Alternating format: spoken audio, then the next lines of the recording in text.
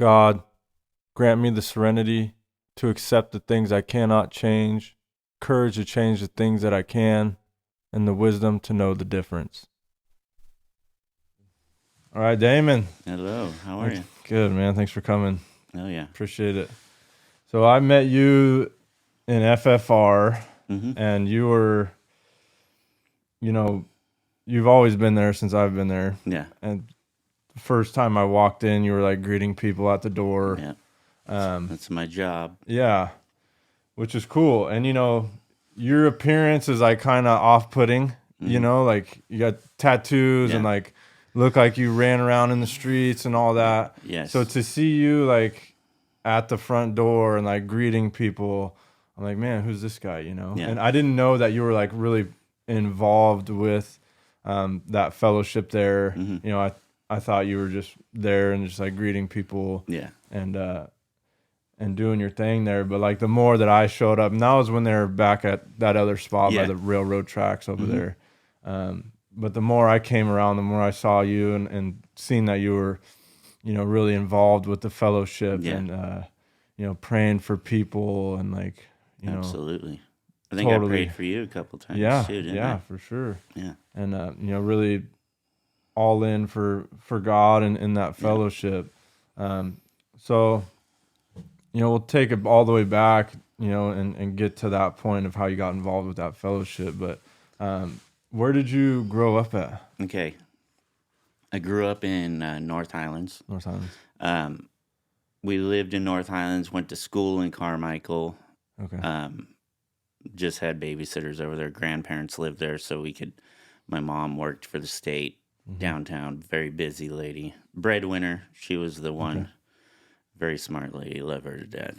And what did the household look like? You had mom and dad? Yeah, mom and dad. They both were great at, there was some traumatic stuff that happened later, but it was family time all the time, really, when I was younger. And I could tell they worked hard.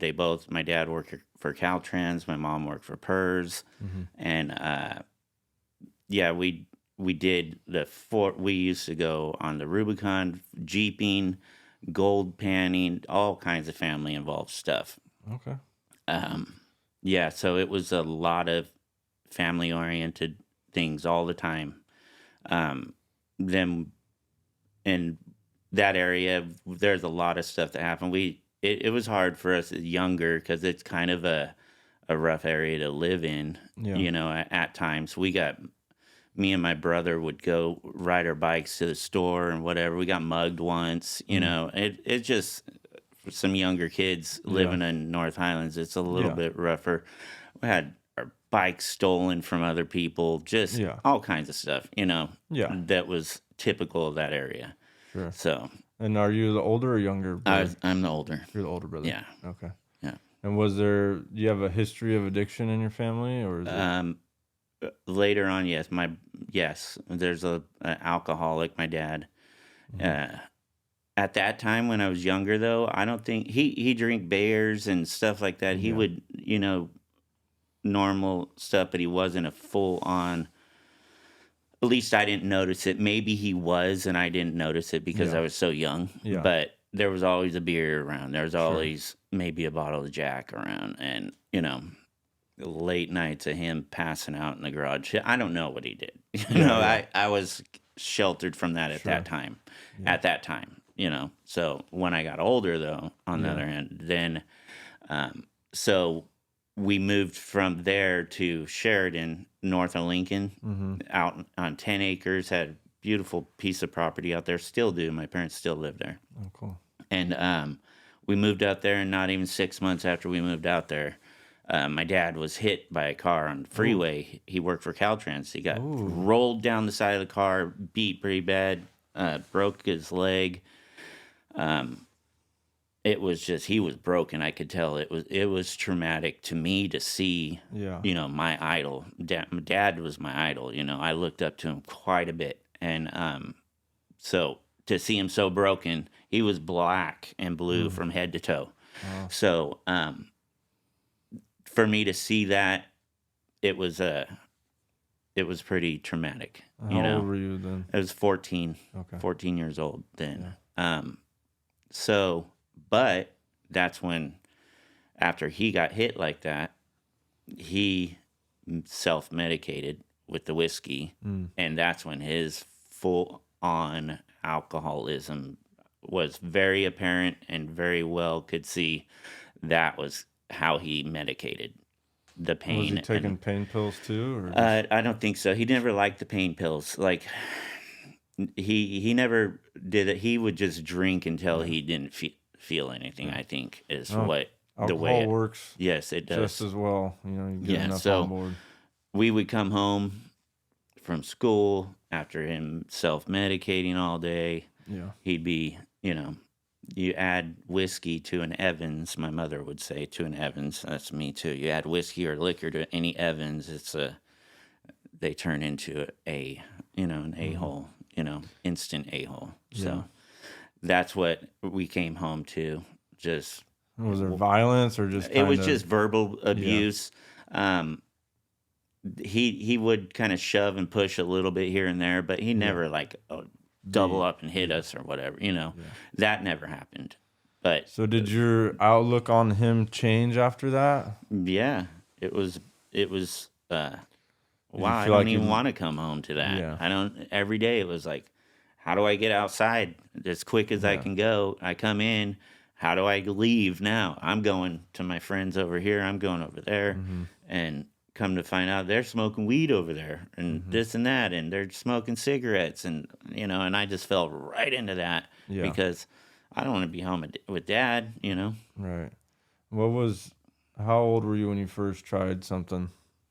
I was 15. 15. So it was right after that. Yeah. You started hanging out with friends. Yeah. We were smoking weed, doing all that good fun stuff, and even got caught at school selling some weed to another guy and got pulled it off. His mom had to be called down there and this and that. And it was bad. So started hanging out with the wrong crowd. Absolutely. Well, the wrong crowd, I figured that I kind of was the wrong crowd by then. Yeah. And we all just kind of hung out together. So I take full responsibility for my actions, in it all. Nobody was forcing me to smoke the weed and do this and that. That's true. No, I agree with that. Yeah. I just know that who was you're there hanging out influences? with, Yes. Yes. it's Big time influences, yes. Yeah. Older uncles and stuff of the friends that I was hanging out with, they're like, "Oh, I got this, I got that. You guys want that or whatever." It just that's how it went. So yeah, I think that has a lot to do with it. And what kind of aspirations did you have as a young man? Did you have goals and ambitions, or were you not just really? I just kind of. This is back when Lincoln, Sheridan were pretty small towns. Yeah, it was a small town. There was this is when was that? It was 1990. So I'm old. So it was 1990. There was Stagger Lee's and all that. If people from that area will know what I'm talking about, that's a bar down there. I mean, there's just a lot of history that was there that's totally just gone now. It's so it's a whole new little it's city. A whole now. new little city over there. When I grew up there, it was a lot smaller town. Yeah. Yeah. Little farm town. Yeah. Yeah. Get in a lot of trouble in a little farm town. Yeah. So. When there's not much to do, you find stuff to do. Yeah. Lots of stuff. We used to do just go and smash mailboxes, all kinds of weird, fun stuff. Like my neighbor, man, I know he had to have just been, he had to be sick of me, man. I pulled his mailbox out. He put a new one in, and I put his old one back and pulled out his new one. I mean, it's stupid stuff, like kid stuff, Yeah. It's just, I bet that just what in the... I know. Yeah. I had similar experiences just running amok around town, we used to doorbell ditch and teepee and just trying to find some trouble, Yeah. And you can find it. You definitely can. So what was your high school experience like? High school, I was kind of low key. I didn't really. I hung out. Did you graduate? Yeah, I graduated. I didn't. I just kind of smoked a lot of weed then. Yeah. I didn't really. We drank and partied. Like we'd go to parties and hang out, and we smoked a lot of weed and just hung out. I didn't get really bad until I started really drinking heavy. So in high school? High school, I did acid a few times in high school. Like I dabbled in a little bit of everything: mushrooms, acid, all that stuff, and alcohol, weed.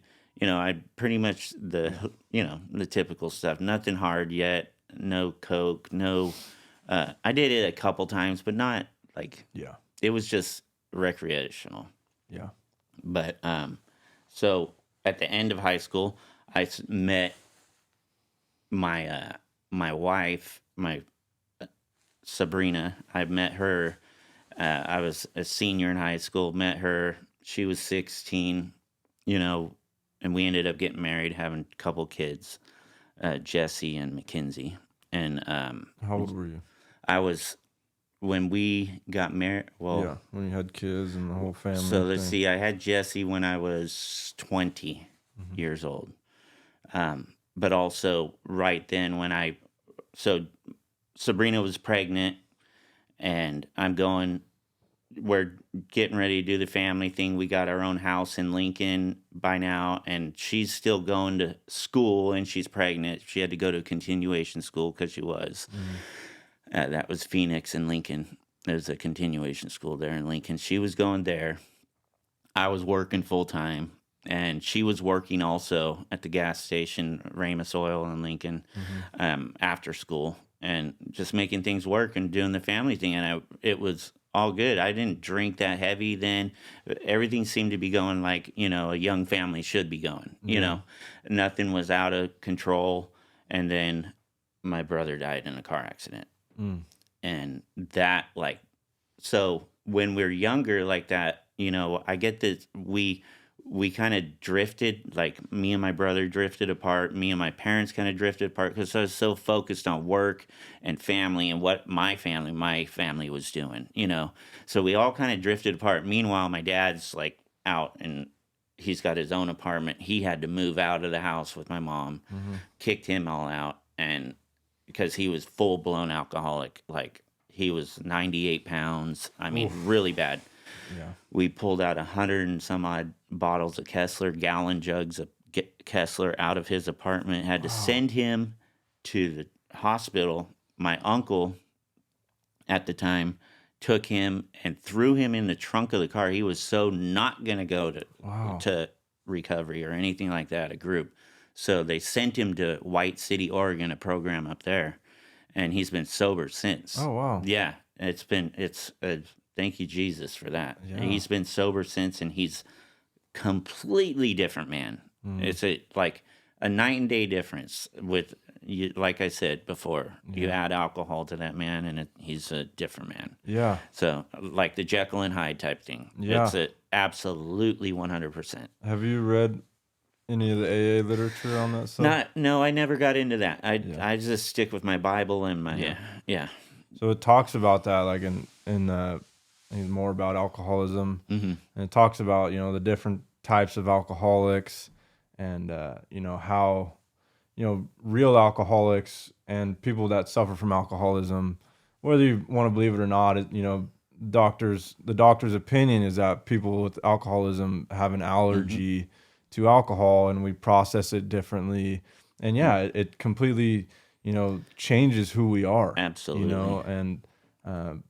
And once we start, we can't stop. That's a hallmark of alcoholism. Like once I start drinking, my impulse control goes out the window. Oh yeah. And I'm not capable of stopping. Yeah. Whereas some people, I'll say like a normal drinker might be able to have a couple drinks, they feel a little tipsy, and they're able to stop, and they feel a little dizzy, whatever, and they're like, oh, I've had enough, right? Yeah. Whereas like me, I might have anxiety or not feeling great in a situation. I have a couple of beers and I feel normal. I'm able to relax, and I once I have some, I just want more. Yeah. Right. It's just never enough. Like I'm gonna drink all night long. I'm gonna get hammered. Yeah. And sometimes make bad decisions, right? We turn into different people. You know, some people get Absolutely. violent. Yeah. You know, some people just love to party and spend money, and those are all like red flag warnings of alcoholism. You know, So I dated this one girl for like 7 years. It was in my height of my addiction, and she's an alcoholic. She still is, and always going to be. But yeah, I could tell exactly if she had one drink. yeah, One drink. It was like I could tell she immediately, drank yep. immediately. Her tone in her voice. I knew her that well. I knew her that well. Like I could tell. Like boom, you had a drink. I could tell. Like just her tone and her whole attitude, the way she looked at me, everything. It was just a completely different it's like person. a light switch. It is like boom. Instantly, you add alcohol, and it's like completely different person. It doesn't matter. It's just so crazy how you could just totally and when see you that. take the alcohol away, you know, these people are like normal people, like caring people, smart, loving, intelligent. Absolutely. It's like you add that alcohol and it's a whole different person. It's like it just it twists something in their brain. It turns on this switch. So your brother dies. Yeah. And was he how did that go about? Just an accident? Yeah, he was in a car accident. No alcohol involved. Nothing. No, I think he was. So my brother, he hid it from me, but we found out later. He was using meth. He was dating some girl in Roseville. Stayed there one night. Was driving back to Sheridan on the back roads. Went through a stop sign and was T-boned. And when we went through his room later, we found light bulbs with just straws. So it was like he was smoking meth. So I don't know how and what happened that day, but it is what it is. He was using, obviously, and so it was just his time. It was his time. Yeah. And I've put that in the past. I've worked through that. I did counseling with when I got out of jail this last time. I really worked on some grief counseling, and man, that helped so much. Yeah. So the grief counseling that they offer over here at Placer County is awesome. It is awesome. The guy I worked with was Larry Woodward. He's they did a grief counseling class with me. It was the first time they did it. It was like, whoa, it really helped. There's a few other people that What was it about that counseling that helped you?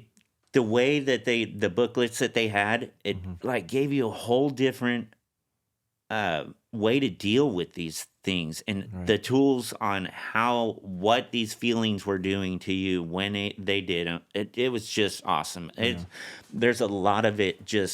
It opened my eyes to a lot of the actions, the way I would react to things, and it was just awesome how it all worked out. This was all right when I got sober also, so my mind was clear. I wasn't fogged. When you try to do a class or something and you're under the influence, the stuff just doesn't sink in. Like clear-headed, open mind. I agree. It can plant the seed. But it's not going to do the work that needs to be done all the way. Like now that I have a sober mind, in every way, in every form, it is stuff just sticks and stays better this time, and I'm still recovering from all the meth use, It's like, wow. It takes a while. The brain fog is dissipating. That's good. So after my brother. So how did that affect you at the time? Like how were you dealing with it? Like what? Alcohol. Yeah. Straight in. Head first, alcohol. Because I was 20 years old.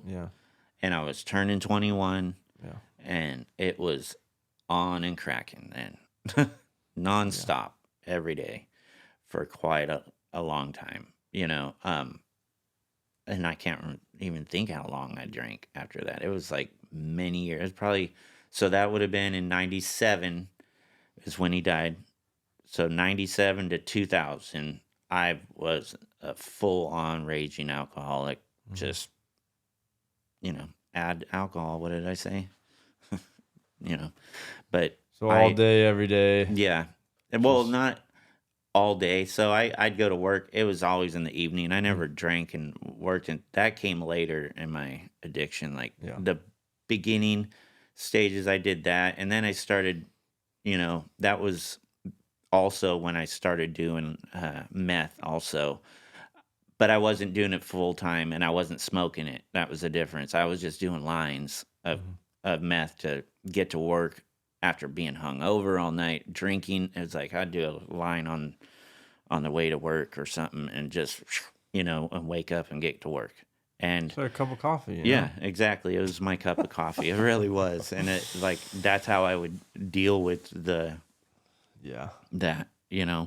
hangovers and the nonsense. So So stuffing your emotions, yeah. drinking it down. Yeah. And the meth use wasn't all the time. It was just when it was real bad or available to me, So that didn't get bad until later and I started Yeah. smoking it, but that's later on in this story. So were you starting to see repercussions of that alcoholism, or were you just kind of coasting through Nope, life? I was coasting. Yeah. Then I've had a good job. I've always had a job and a What were you good. doing? I was working for Davy Tree. Then I was a utility pole inspector, and I was a foreman, running my own crew and this and that. Right out of high school, they made me I made pretty good money for that time Yeah. frame. So it was almost $20 an hour. Back then was quite a lot, bit. yeah. Yeah. That's back when gas was 99 cents a gallon. Right. Yeah. So $20 an hour wage. Yeah. It wasn't too bad. We could live decently and pay our rent. Yeah. And all that. And what about your kids? So were they seeing you drink like that, and Yeah, no, I drank all the time. was Like that with having an them. effect on them, you feel like? No, because I was drinking beer. Like once I was just drinking beer, Yeah. and it wasn't alcohol like alcohol. Later in life, it was more than it was vodka later in life. But Yeah. would drink a lot of beer. I got overweight, everything because I drank so much beer. Like Yeah. I was quite a bit heavier, and yeah, it was like 18 to 30 beers a night. Sheesh. Yeah, putting them down. Yeah. Yeah, usually 18 pack. What kind of beer were you drinking? I was drinking Corona, Bud Light, and Heineken were my beers. Yeah, so mainly Corona and Bud Light.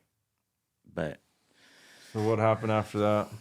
so after that, just started going to work, started tow truck driving, getting into trouble there. Did a few things and did not, that weren't very good to do. Pulling people's car that Yeah. didn't deserve pulling? Exactly. So it's like You're using the tow truck to jack people's car. yeah, Nice. yeah, that kind of stuff would just happen, Yeah. and then Just it would just But, happen, you know? yeah. So, anyways, it just that kind of stuff happened, but I'd getting in trouble. I got into a car club. We were just running amok, So Yeah. started.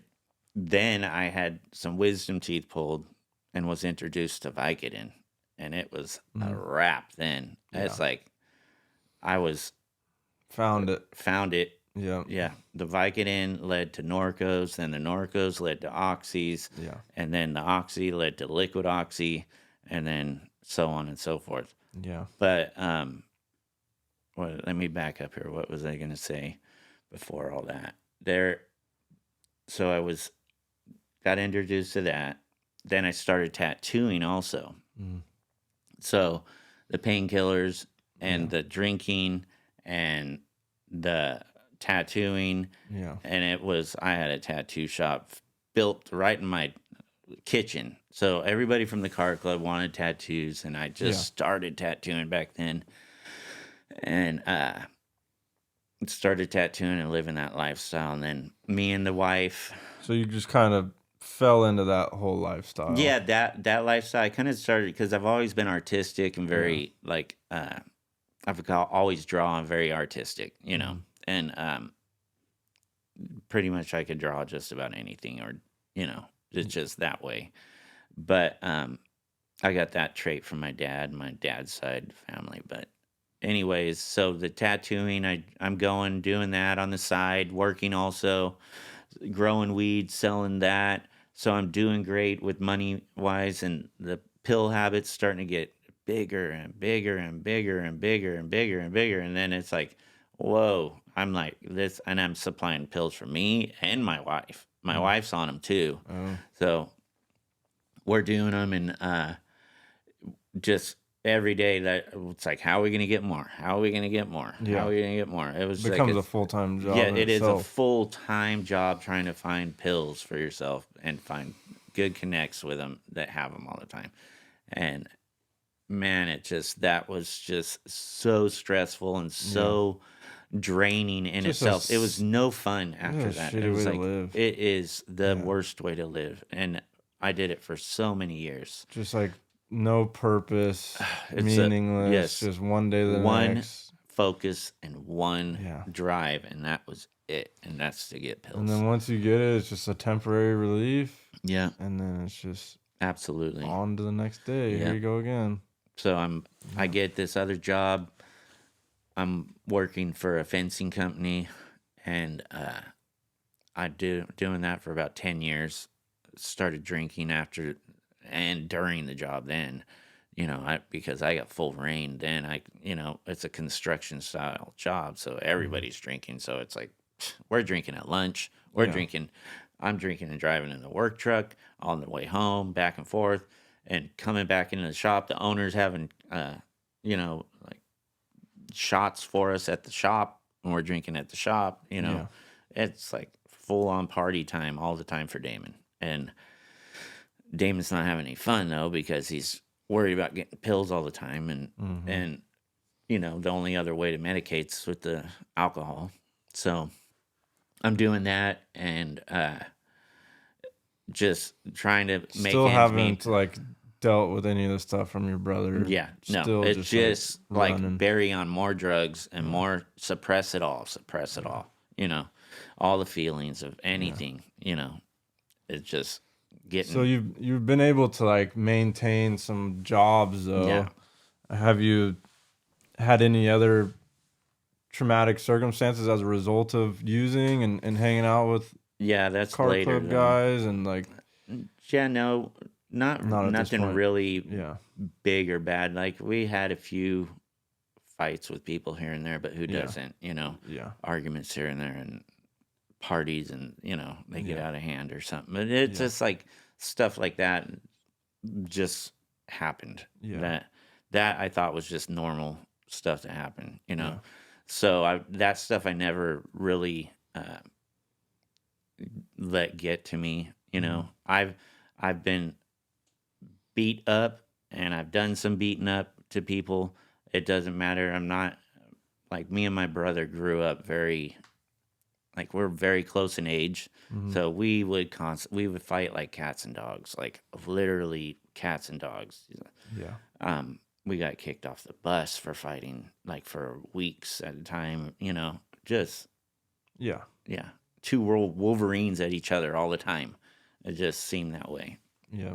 So I wasn't afraid to get hit, and I wasn't afraid to hit somebody else either. And Yeah. I think that's where it stemmed from, is just having that lifestyle with the brother all the time. Yeah. I mean, he broke a shovel handle over my back. I put his head through a cabinet door. I mean, he shoved me through a wall, smacked me in the mouth. I mean, just it never stopped. It never stopped. Yep.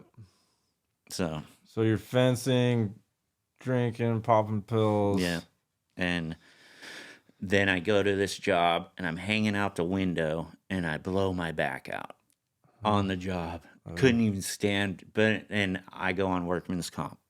So I'm on these painkillers they're given to me now with a bad back, and I have a bulging disc in my back because of it. But it's just, all I had to really do, I find out later, is really just exercise, Yeah. and it helps with that.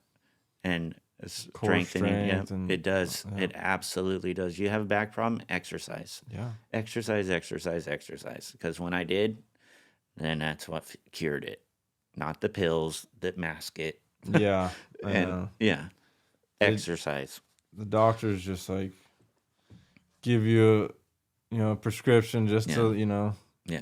to And get it through. And helped, yeah, it helped, but it didn't fix it. yeah, The real help would have been make me go to yeah. I know. physical They therapy. medicate the side effects, Yeah, of the real problem, yeah, and then those side effects that they're prescribing for create more side yeah, effects, and then all of a sudden you're on two different kinds of pills, and it's yeah, just like this rabbit hole of yeah. Yeah, yeah. they put me on fentanyl. I was on fentanyl patches for a while. I Jeez. was Yeah. on all kinds of painkillers. Yeah. They tried everything, this, And that, and the how did other. that? So now you're out of work. Yeah. I'm out of work on workman's comp. My my wife at the time, she's working still. Then she decides that she's gonna quit. She's ends up pregnant. So she's pregnant. I had a vasectomy, by the way. So she's pregnant, and Your baby or not your baby? it was not my baby. Okay. I come to find out later, Yeah. but it was not my baby. I could tell right when it was Came born. out, I was yeah. like, when I gave her the benefit of the doubt, and I stayed Ugh. with her all 8 months until Yeah. I could see the baby itself, and then I was like, no, that's not mine. Dang it. So How'd that make you feel? it crushed me. It Yeah. really, really. As a shot to I the had pride. such animosity and Yeah. such hate for her then. It was like I Ugh. hated her Yeah. then. It was just like, God, how could you do that? We were married 16 years. Damn So, it. yeah. That's brutal. So, yeah, it just, Ripped you apart. yeah, it did. Yeah. So, and meanwhile, while she was pregnant, she was using meth and taking Ugh. pills. So, the baby came out drug addicted. Dang it. I didn't know that she was using meth. I was stuck in pain at home on workman's comp and just in my misery myself and not paying attention to what's going on around me. I'm clouded with my pills and this and that. Yeah. So she'd just go and take off and be gone for hours on end, and I just was at home stuck watching TV, doing whatever, Yeah. passing the day, going to my doctor's appointments, whatever, So then I find her in a trailer out back. We had the baby already. Find her out there, and this all happened like within a couple weeks. So I find her out back smoking the pipe and meth, and then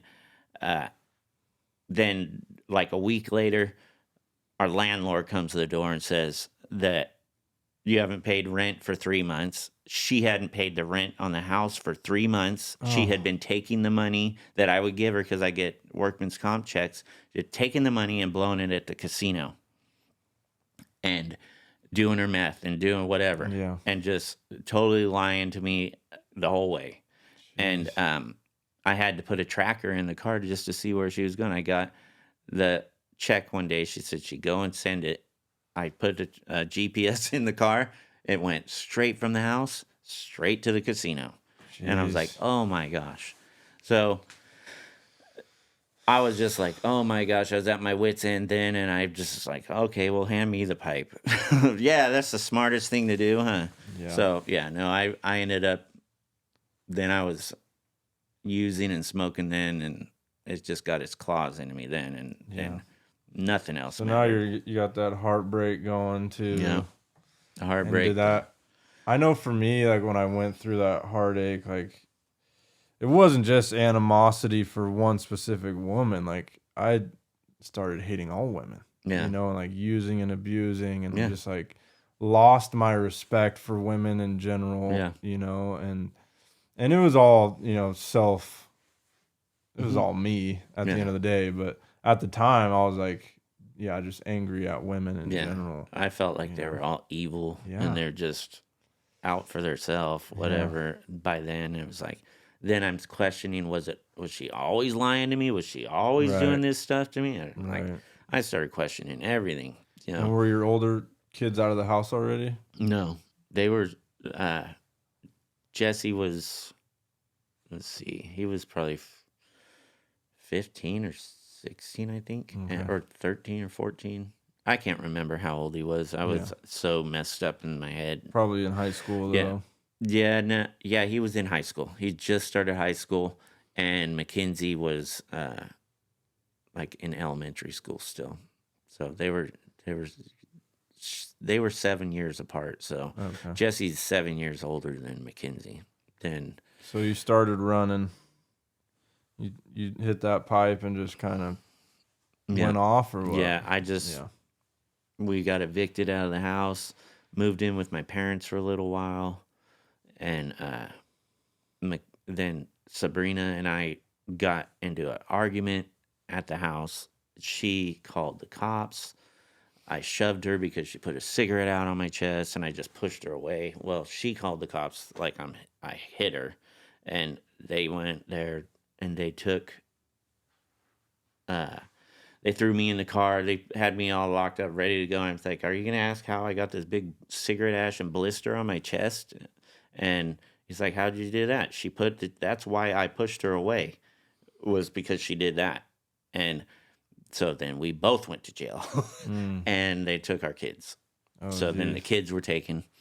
They actually, because I was living with my parents, they gave them to my parents to handle for a while. But then they went into foster care for a month or so, I think. So I feel really bad about that. That's just one of my amends that I had to make when my fourth step. I had to go and apologize to them for all that. Yeah. That was. I feel bad for having to put them through that. I Sure. should have been man enough to just drop it all and put them first, but I was full on just head deep into the meth. Yeah, And you were sick, yeah, so And we don't realize that till later on, and like you said, in that fourth step and yeah, going through those things, but it's like you got to give yourself some grace, and understand that you weren't making those decisions in like a clear mind, clear mind, at all. right? Yeah. You were sick bodily, physically, spiritually, Yeah, all that stuff. yeah, So went to jail for that, and then yeah, and got out, and we couldn't go back to my parents because the kids were there. So now I'm out on the street. I'm homeless, and like living on the street, homeless. yeah, yeah, jumping In like, Sac or where? no, it was in Sheridan. I still was close to home. I had friends in Sheridan. I Yeah. couch hopped for a while. The tweaker friends I had in Sheridan. Yeah. I couch hopped in Sheridan, couch hopped in Lincoln, just ran the streets. Yeah. Then lived with friends for years and years. Just ran through the town of Lincoln, Sheridan, Roseville, all that. That was my meth then history. Then just started running amok all through town, going to jail, constantly going to jail for warrants or whatever. It just nonstop. Were you getting into crime at this point, or were you just we drug did. induced little stuff? It was just drug induced for a while. Yeah. The other crime and stuff came later. Mm-hmm. I never really was much of a thief. I just wanted to get high, and I never really stole a bunch of stuff or, was that guy, because I could always hustle up some money by tattooing or, Right. I had a hustle that I could, people would let me stay on their couch because they wanted tattoos. Yeah, they'll trade you dope for a tattoo or exactly, whatever, exactly. Yeah. So I always had a way with the tattooing. It kind of saved me a lot from living in a tent. There's only a few times in my struggle that I camped out behind the Walmart in Linda one time and stayed there for a little bit. And then there was times in Lincoln that I was on the street and I had nowhere to go. There was times, all here, there, Yeah.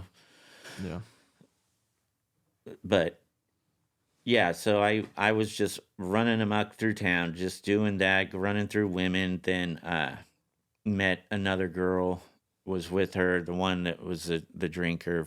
I met her. She was a old friend of mine's little sister, and she had been smoking meth and this and that. I moved into North Highlands with him, and she came there for a tattoo and then never left. So and it was just party. She had a car, so we could get around. We could do what we needed to do, this and that, and yeah, just it was on, and she was my hostage, and I was her hostage, basically. We were codependent on each other, and that was it. I had the drugs, she had the booty. It was all this and that. Yep. And that's how it goes. When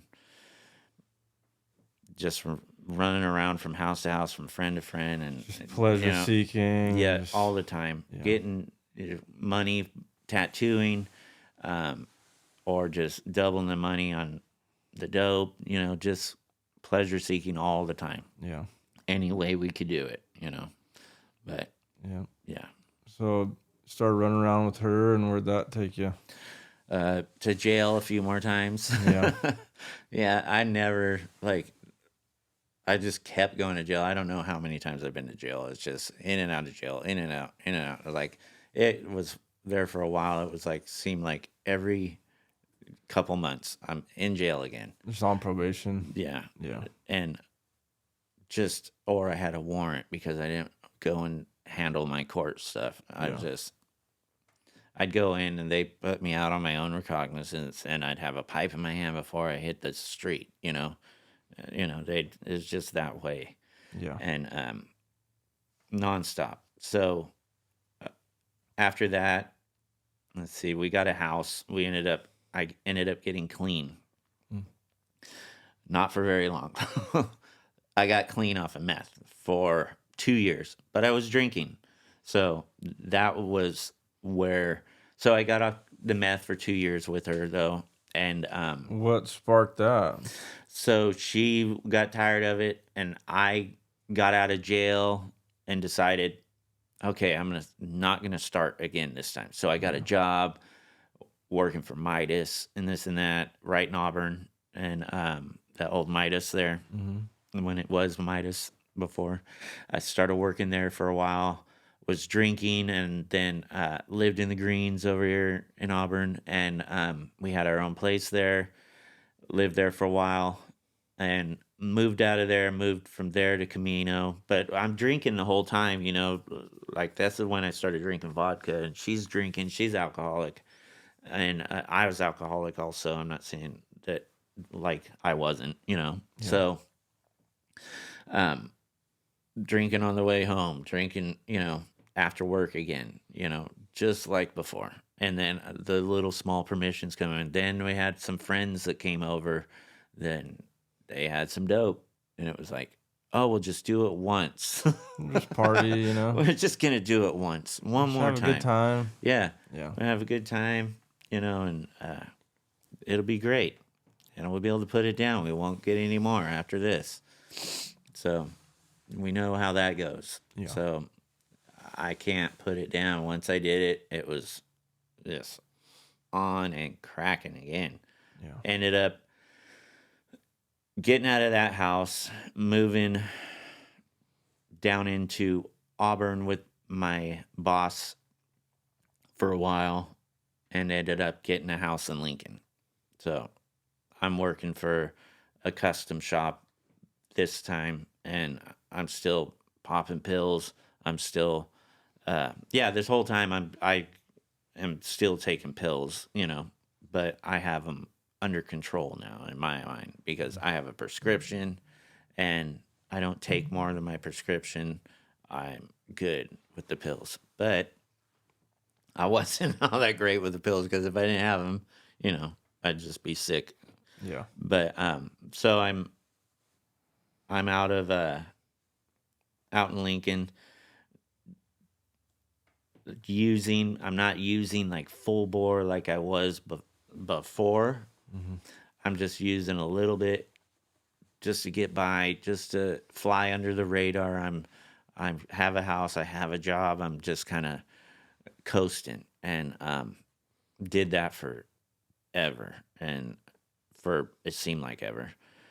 And then me and her started fighting, and she left. I had the house to myself, and then I just kind of, I might as well just go full bore into it, and had some other friends move in, and we were just all using, and yeah, I was just going for it. Lost my job then, and because I went full bore, Yeah. I was like, yeah, I was moving on quite a bit of, you know, people coming through the house. It was like a the spot, you know, Yeah. for quite a while, and ended up just having lots of friends and like the wrong friends, you know, Yeah.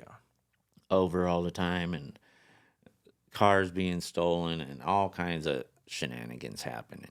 And Yeah. yeah, it was a mess. So after that, while I'm living there though, I decided I didn't need those pills anymore, so I tapered myself off the pills. I'm getting this, if I smoke more meth, I won't need the pills anymore. I'll Yeah. have only one to worry about. And in the back of my mind, I really wanted to get clean, and Mm-hmm. off it all. I've always wanted to do that, but it had its claws in me so deep. The pills did too. So it took me 8 months, and I got my prescriptions, and I tapered myself off one half a pill less each week. And it took me 8 months. I was prescribed 10 Norcos a day. And it was like, took me 8 months to finally taper myself down to where I forgot that I needed them because I was smoking the meth Mm. to outweigh that, Yeah. But I'd much rather come off of meth than pills. Opiates. Yeah. So, so I'm doing that. I got off the pills, but my meth use went through the roof, for a while. And you And still just smoking? yeah, just smoking. I never slammed it or anything like that. I just smoked smoked a lot of it. But yeah, I just kept doing that and ended up losing that house, moving in with another girl up into Colfax, moved up to Colfax. And, these are all younger girls too, like s- women I had no business dating, but the younger they are, the funner they are. It just seemed like, Yeah. and so this one was 23. I was in my 40s. It's like, so just we were having fun. She was crazy. I was crazy. And she ended up robbing me Mm. and ended up sleeping with a bunch of my friends too. And I'm like, oh my gosh, whatever. Yeah. So I moved out of there, moved into Penryn, downstairs from where my son's house was with some friends. And I was using there. And Your son was living above you? yeah, he was Mm. living above me in an apartment above the house. So it's like a 2-story house, but they turned the upstairs into an apartment and the downstairs into an apartment. Two different. And was he So using? no, my son didn't ever. He hasn't used. He smokes a little weed here and there, Yeah. and he drinks a little bit, but he's Pretty normal. he's normal. Thank God for that. Yeah. Yeah, because I think I scared That's them good. enough. Yeah. I think I scared it out of them to where, That's good. I was never smart enough for that. yeah, I me had neither. I had to learn the hard way. Yeah, I saw it. I saw the repercussions. yeah, Saw friends getting locked up and dying. yeah, Saw, and my dad and family members dying and stuff. And yeah, it's just like, well, it's not going to happen to me, yeah, like for whatever reason. It's like I couldn't learn from other people's mistakes, I just yeah, had to experience it for myself. And, and I needed it, yeah, like I needed to learn those lessons the hard way. And I needed that character development and to learn life, yeah, and you're only going to learn it through those experiences, yeah, whether you can learn it from your own or somebody else's. yeah. And you know, that's what's crazy is like, so all this, everything that's happened to me in my life, I'm like, that is why God mm, let me go through this. He yeah, let me go through that. He let me go through this just so I could be a soldier for him later yeah, and have a testimony and yeah, have a reason to,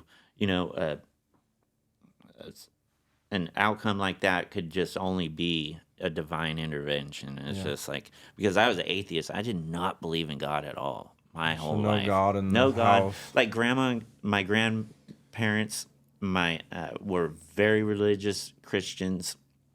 I just never went to church. The only time I ever went to church was to every once in a while I go, but it was only like when I had to get married. I went there. The pastor made me go for a month, and and that was it. Other than that, we stayed away from church. I never had no reason to be at church. I didn't believe in no God. Damon did what Damon wanted to do, pleasure seeking, and did what Damon thought was fun at the time. And I always had that selfish, inward thinking. Totally, everything had to be what we wanted to do. Me and the wife or the girlfriend or whatever it would be. That's all we ever thought. We're very selfish people. Yeah, I mean, pretty much everybody in addiction it's all about you. It's all about how do I get something out of this situation or this person. Like how can I come up here, and how do I get the next bag? And it's all just self-seeking, selfish Absolutely. desires. Even like you go through stuff with people that are your friends, and like you bond through some of that stuff, but at the end of the day, you're out for what you want, and they are too. Absolutely. And you get burned, and you're like, how could they do that? Yeah. And it's just I thought we were friends. Yeah, right. You're like, just dude, a connect. Yeah, you had a bag. Or whatever. Yeah, exactly. Or I had the bag, or you had the bag, or whoever had the bag was the best buddy at that time. Right. It's just that's just the name of the game. You had the place or whatever. Yeah, exactly. She had the car. Yeah, exactly. It's just however we could get by to, as easy as possible. So I've come back from dating a girl up there in Colfax. I'm in Penryn now, living downstairs from my son, and renting, staying in the. Basically, I was staying in the driveway in my car for a little while, and then there's like, okay, you can rent a room. So they rented me a room. I got a room there. I was had a job that I could go to work anytime I really wanted to. He was very lenient. Just get this work done. He had a list of stuff for me to do. Get this done. Very easy, laid back job. And I had a very easy life then for a little while because it was easy for me to use. It was easy for me to just do Damon on Damon's terms, then. So I could just float then. And then I met this other girl. And this one was young again, but this one I absolutely fell in love with. This one was just different. We were very codependent on each other. Like she used also, and she slammed dope though, and I didn't condone it or want her doing that either. So she cleaned up. We were together for about a year and a half, and the times that we were together, that year and a half, there was like a month at the beginning or so that she was getting off of the heroin. Then we were using meth all through there, but we were so like codependent on each other, and we did everything together. It was weird, like the weirdest relationship I've ever had. So we would not let each other out of our sight. It was just crazy. Like I had been hurt, she had been hurt, and it was like we didn't trust each other. Yeah. All the way. It was like, okay, so, and the psychosis was in full on, like we were hearing stuff, seeing stuff, that wasn't there. It was just, the psychosis was on and cracking then too. Yeah. Seeing and hearing stuff. She thought I had women in the closet that she's sitting in front of. They're in there. I know they're in there. And it's like, whoa. Yeah. So, and I thought there was other stuff. It was wild, like just wild. We thought there were people outside. There was all kinds of stuff like that. I can think of, like, I used to get it so bad. I used to think people were crawling around in the yard and in the grass. It was just crazy. That freaking meth just it does. It taps into that paranoia. Oh man, it was so crazy. Like so you really see people. You do, and it's you're really hearing shit. Yes, dude. it is so crazy. I'm so like weird.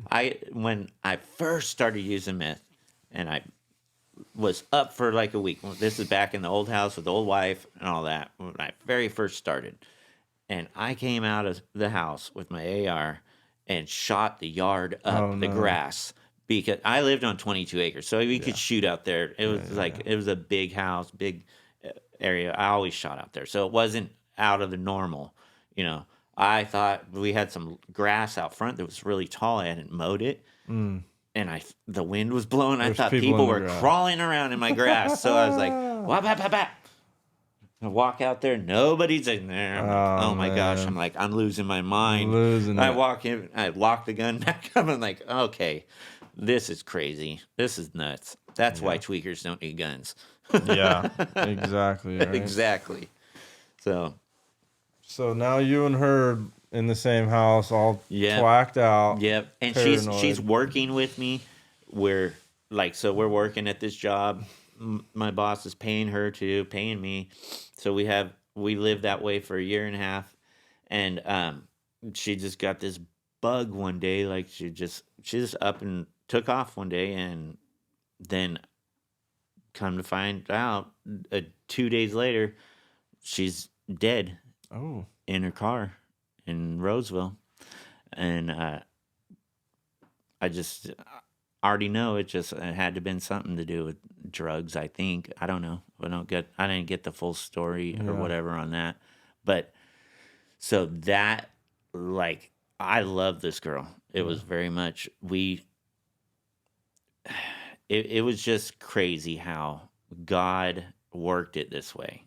The way I see it now is how God put me, he didn't do it. I put myself in it, but I give the glory to God because he put me through this struggle, or I feel like he just took and withdrew himself so I would, because he can see everything that's going to happen, and he placed it that way to where that would happen, to where that would be enough of an impact, because I'm so stubborn. I could go to jail, and everything could happen. And I'd just keep using, it didn't matter. The only time I ever stopped using really for any amount of time was in jail.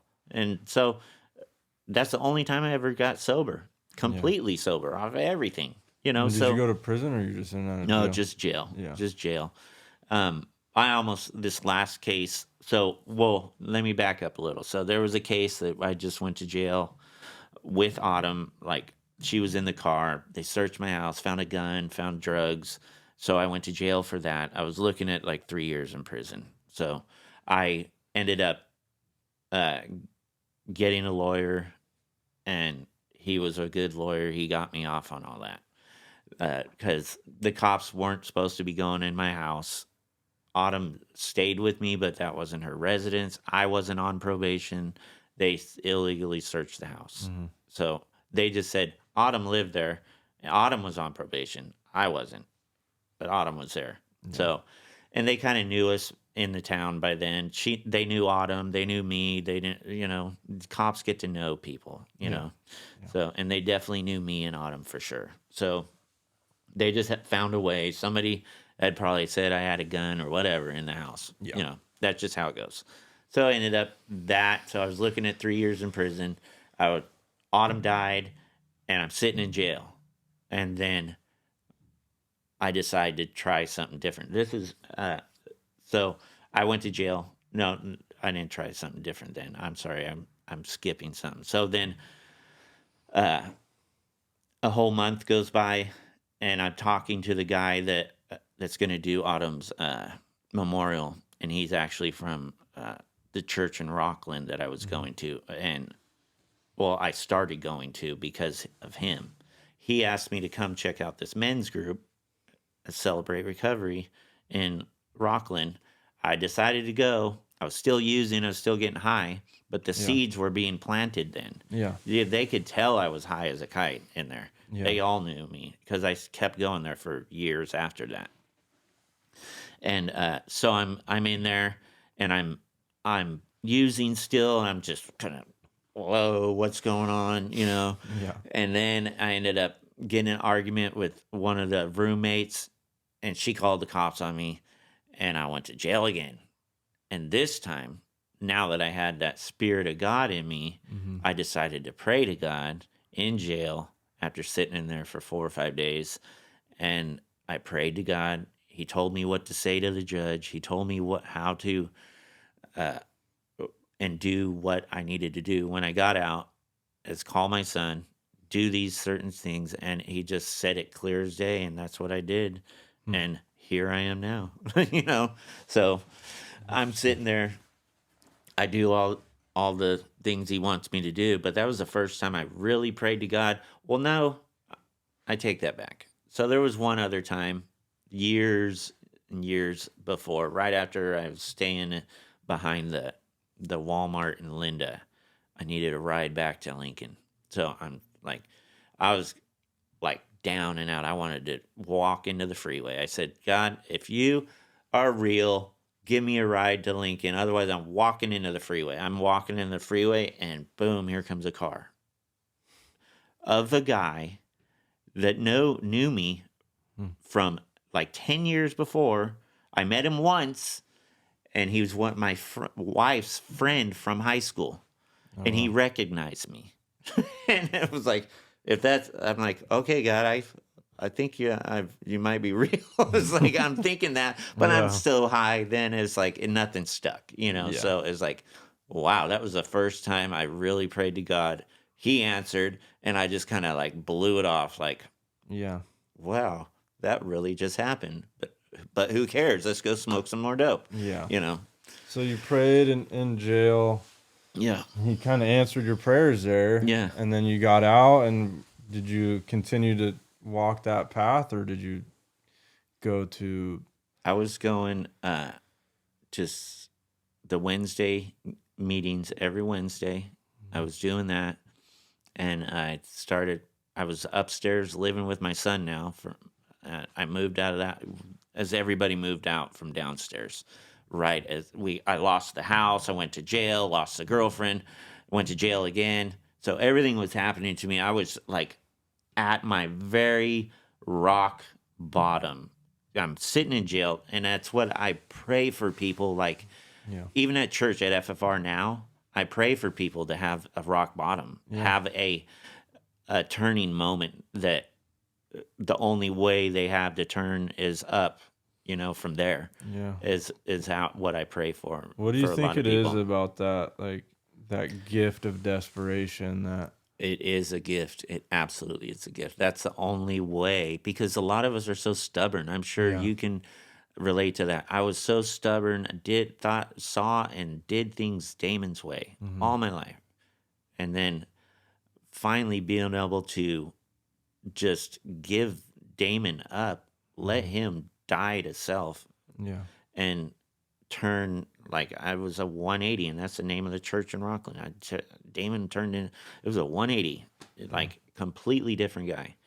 So I started I started going, and the literature started coming in, God's word started coming in. I started praying, talking to the guys in the Celebrate Recovery down there. And it was like one guy there, Tony, he freaking told me one thing one time, and said, you got to chase your recovery like you chase that sack. Yeah. And it stuck with me.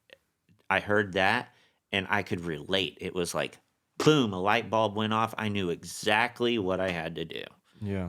I had to chase it. Yeah, because when we're out in our addiction, like, we're willing to do whatever it takes to get a bag. You know what I mean? Absolutely. And yeah, you have to chase recovery with that same mentality. Yeah. Like all day, whatever it takes. Yeah. And yeah, I think you're right. Like the gift of desperation. Like I had to be stripped of everything. If I had any type of game, like if I had any action at doing something else besides surrendering, like I was gonna try that route. Yeah. You know, I had tried all of the options. You know, I had one foot in, one foot out of the program. Like, you know, I had tried every, you know, the geographicals, like all these different methods of change without trying to surrender. Yeah. You know, and until I was, you know, had that incomprehensible demoralization and that gift of desperation where like something had to change or I was gonna die. Yeah. Basically. And that's the Or way I felt. or spend the rest of my life in prison. Yeah. You know what I mean? I was there. So if nothing changes, nothing changes, right?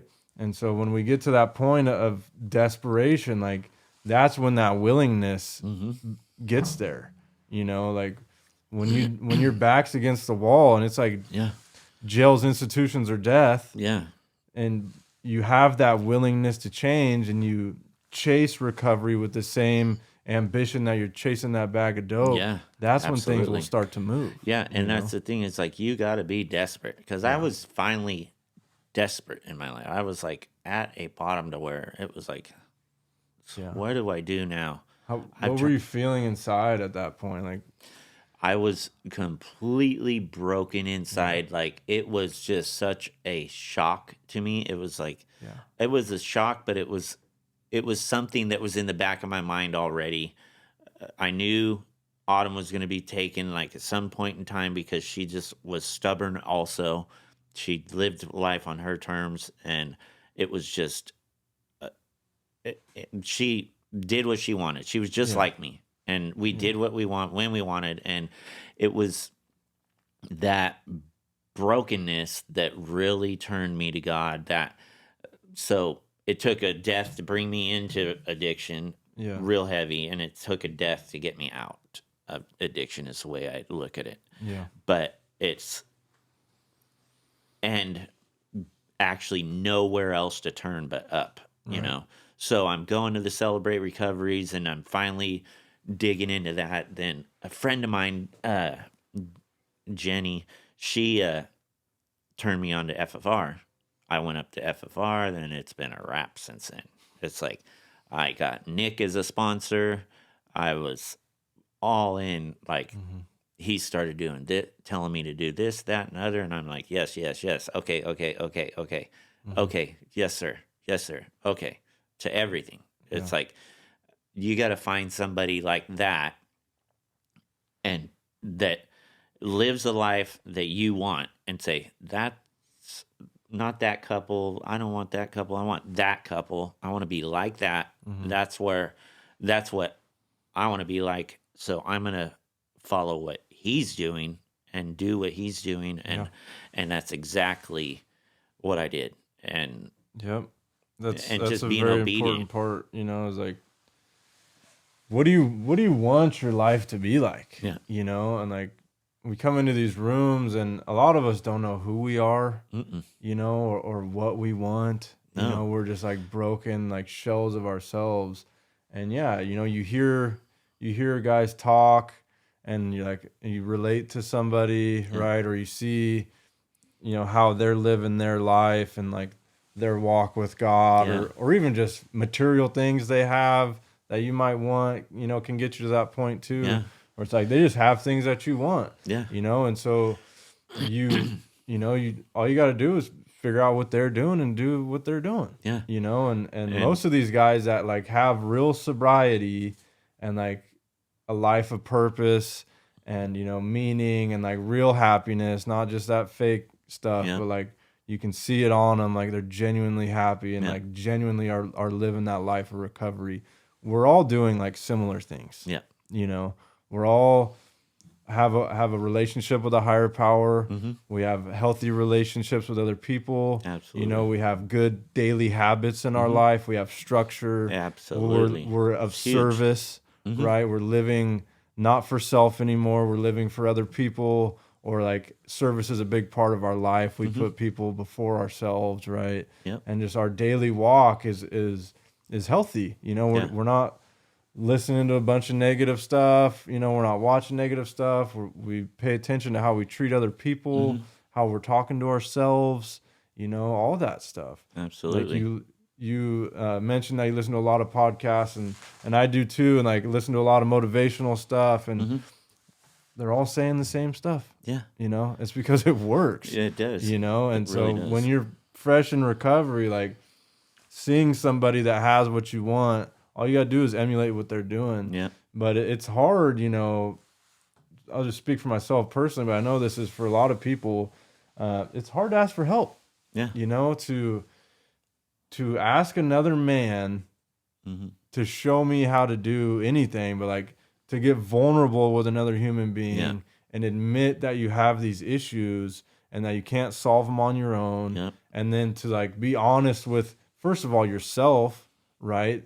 That you even have a problem and that you've done all these things, and to admit that with another person, it's difficult, but it's not only like worth it, but it's necessary. Yeah. You need to get that stuff out of you.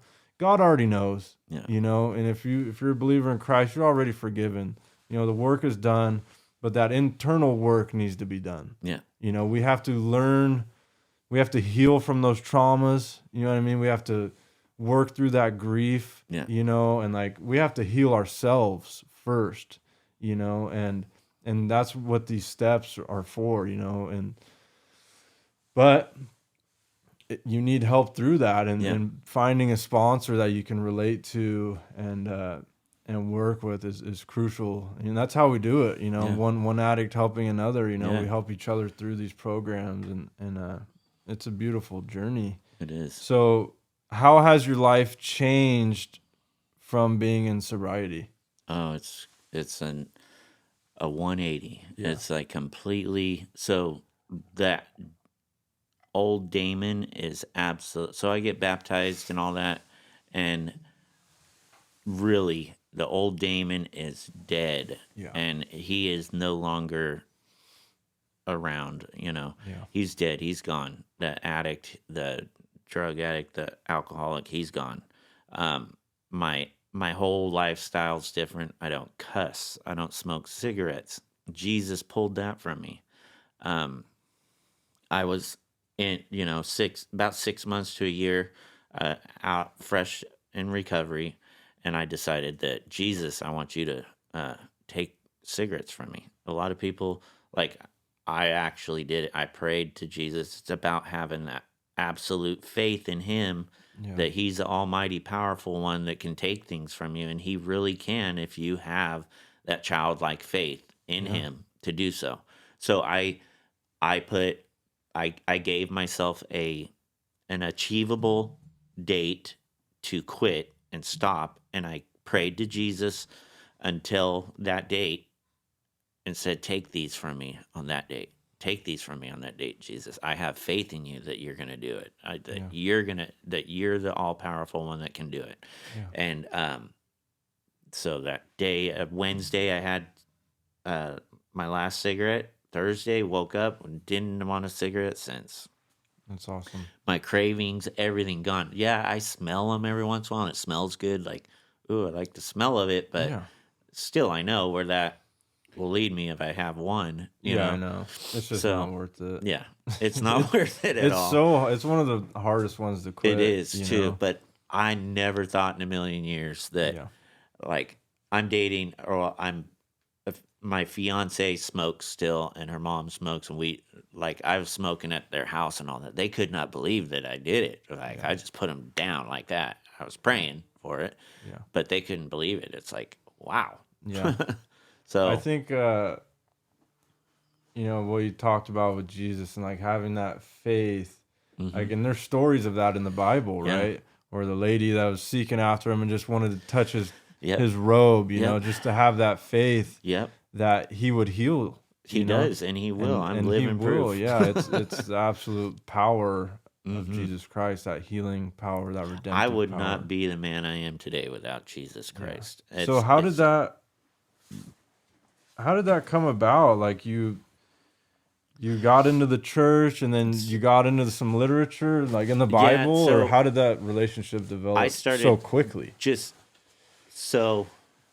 like everything that Damon does, he's like, I find something I like, and I go head first in. I started reading the Bible. I started going to church. I started going to, Nick told me that I needed to do 90 meetings in 90 days. So I started hitting NA. I started hitting AA. I started hitting every church program Wednesdays, Monday, Tuesday, Wednesday, Thursday, Friday. Every day I was hitting a meeting for months. I did 60 meetings straight before, I missed a day. But I still kept on going, but I never hit the 90, but it was close enough. I kept going. Was hitting a meeting every day and praying and reading my Bible at work. So and you were just fully engulfed. Fully engulfed. I had to chase it like a sack every day for a while, and started being of service at FFR, and started being of service at the Celebrate Recovery in Rockland and helping there when I could. And just anywhere I went, I was starting to be like more giving and more not thinking inward, and just the literature, the Bible was really sinking in on how my mind should work and how I should put others first. I should be thinking more like that, more like Jesus did, and just try to do that. And that's all I did. Yeah. So I'm going, and Nick sponsoring me. He's leading the way, and he's a great sponsor. So he's been doing it quite a while, and I'm meeting other people like Lamar, and just and he's calling me also, and I'm talking to all these other guys like Jason, and I got these other friends that are just all like-minded men doing, and we're bouncing things off each other, talking to each other. This is how we do that, da da da da. Because I was fresh, I never did any of this stuff before, so they're guiding me on what to do and how to do it, and I'm doing it.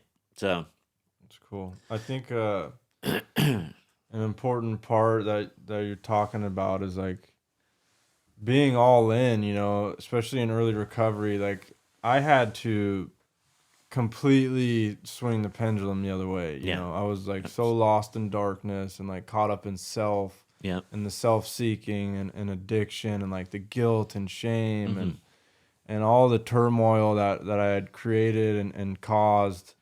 And, I had to like put on the blinders and just like be solely focused on recovery and God.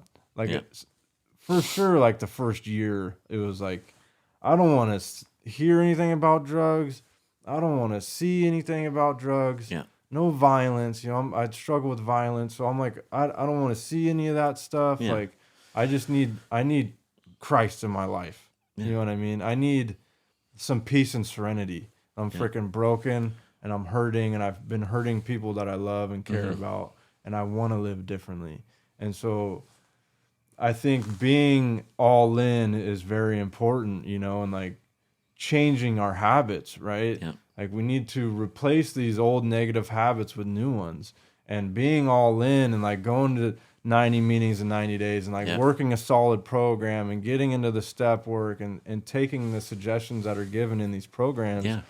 Like we offer those suggestions for a reason, because they work. We need to develop skills and tools necessary to be able to deal with life.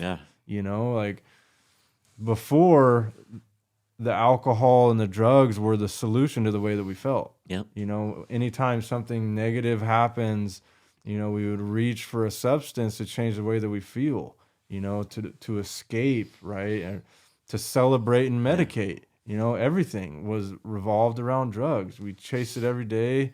And, all of my waking hours were around the getting and using of more. Even if I had a job, I was only working so I can get a freaking bag. You know what I mean? And so, we have to replace those old habits with new ones and like start waking up and getting into, some prayer and some spiritual literature, recovery literature, and like, developing our day and structure around recovery. And start building these positive habits because we don't know how to live in sobriety. You know, like my whole adult life was in addiction. Yeah. You know, so I didn't know how to live. Yeah. You know, I didn't know how to live life sober, and I was scared about like what that was gonna be like. Yeah. You know, like all I knew was drugs.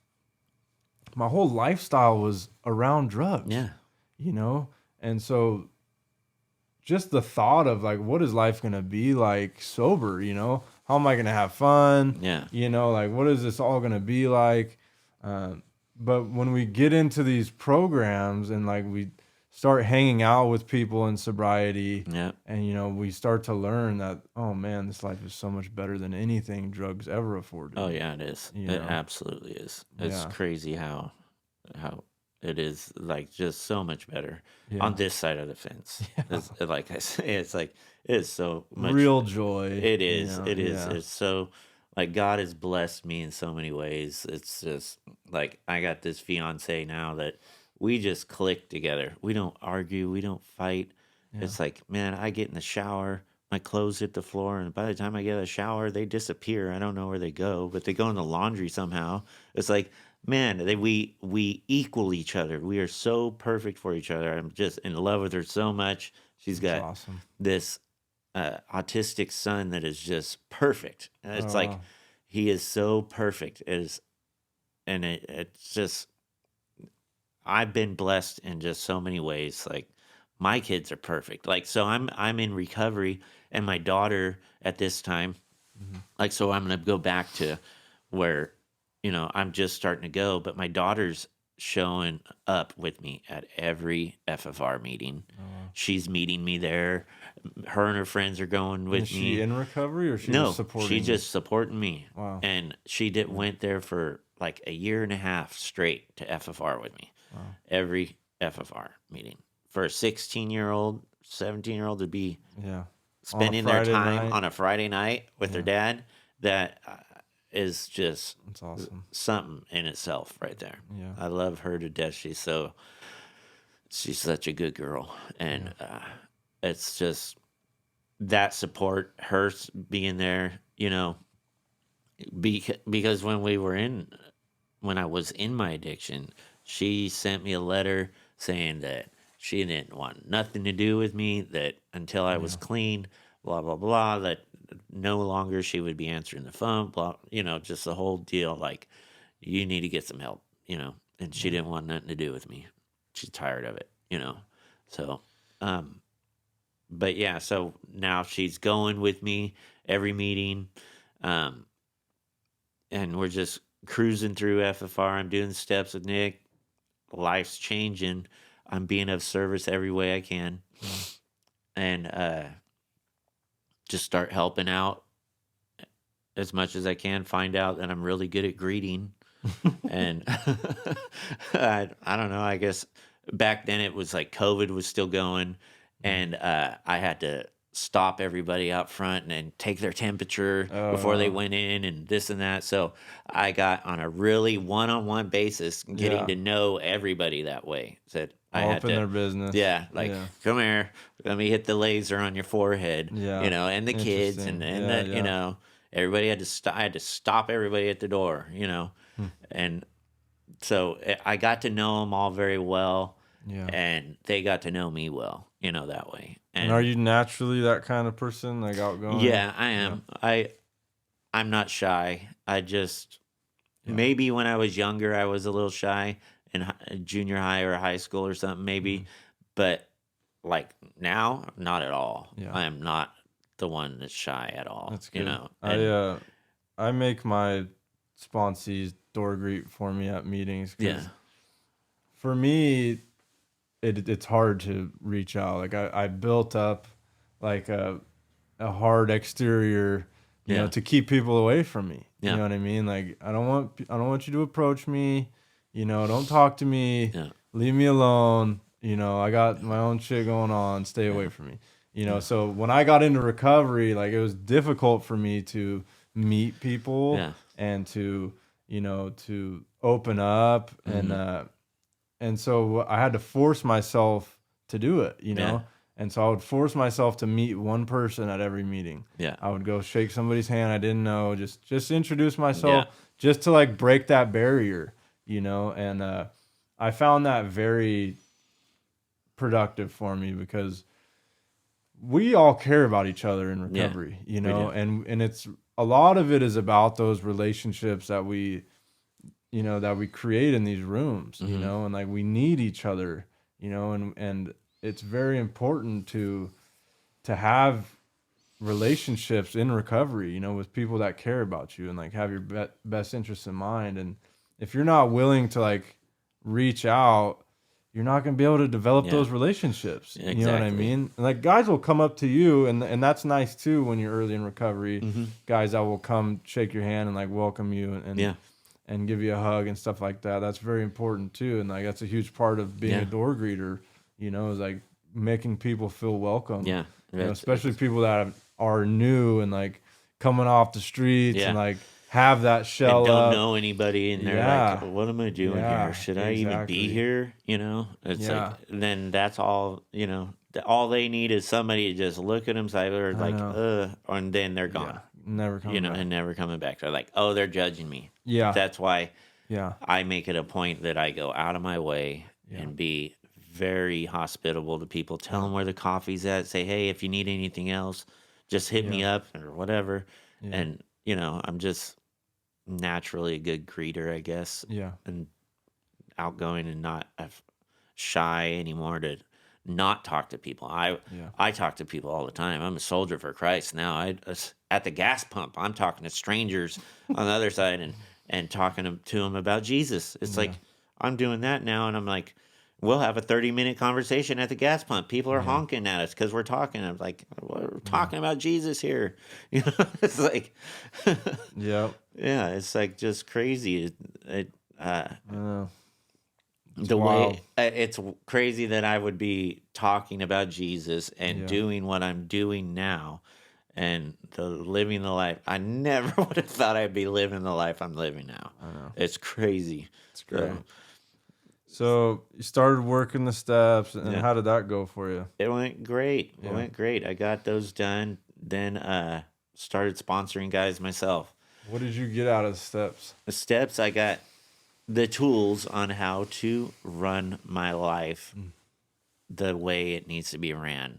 Yeah. And the tools to run it the right way. So before I didn't know how to handle things or whatever. I would do like build a resentment or something and just it'd store up space in my head for months and I'd just be pissed at somebody. Yeah. And now I just give that stuff to Jesus. I'm like, I don't need that up there. I don't need to be angry at anybody anymore.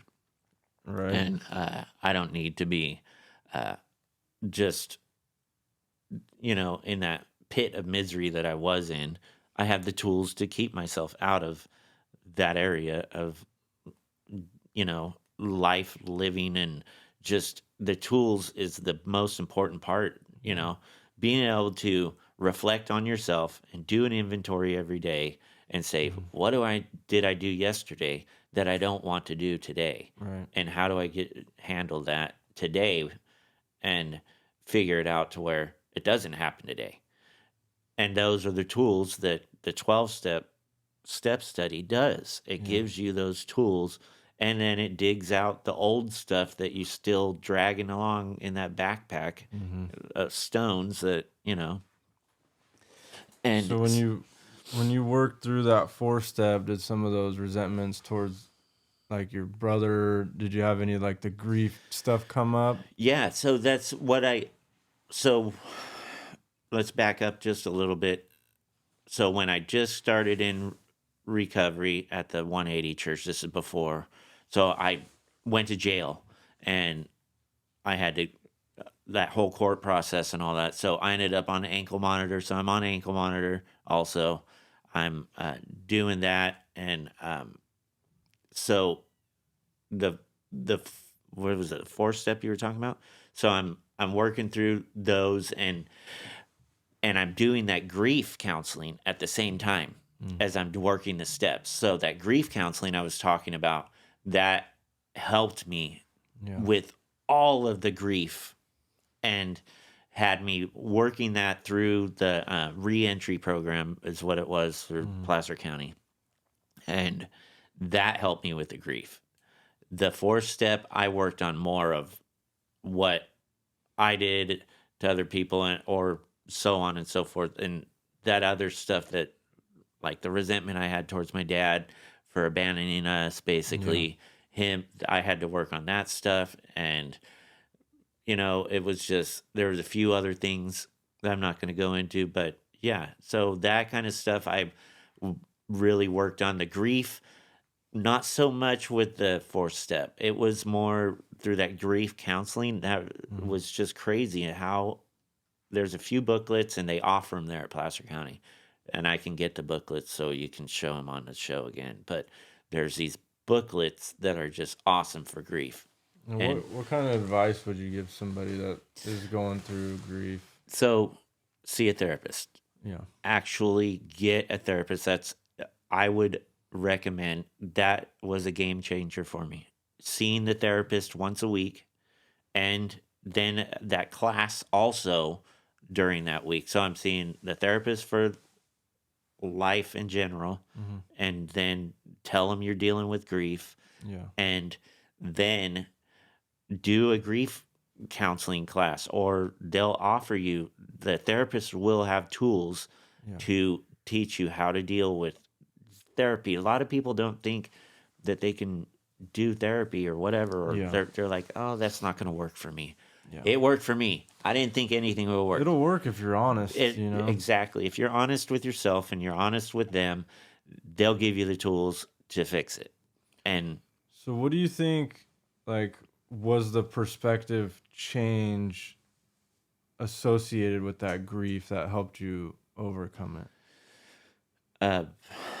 Relinquishing my power over things, basically, was the thing. So Acceptance. I had to accept that I can't control everything in my life, that things happen for a reason, and they happen out of my control. And when you relinquish that power to Jesus or your higher power, and you give him you let him drive the car. You're basically, you're getting in the passenger seat and you're letting him drive. In my case, that's what I did. I let Jesus drive. He drives my life. I pray. I do the things I need to do, and I let him guide me now. And I relinquish all control and power over to my higher power. That's what I did. And that's what made the pendulum change for me. Is, so people die every day, and that's out of my control.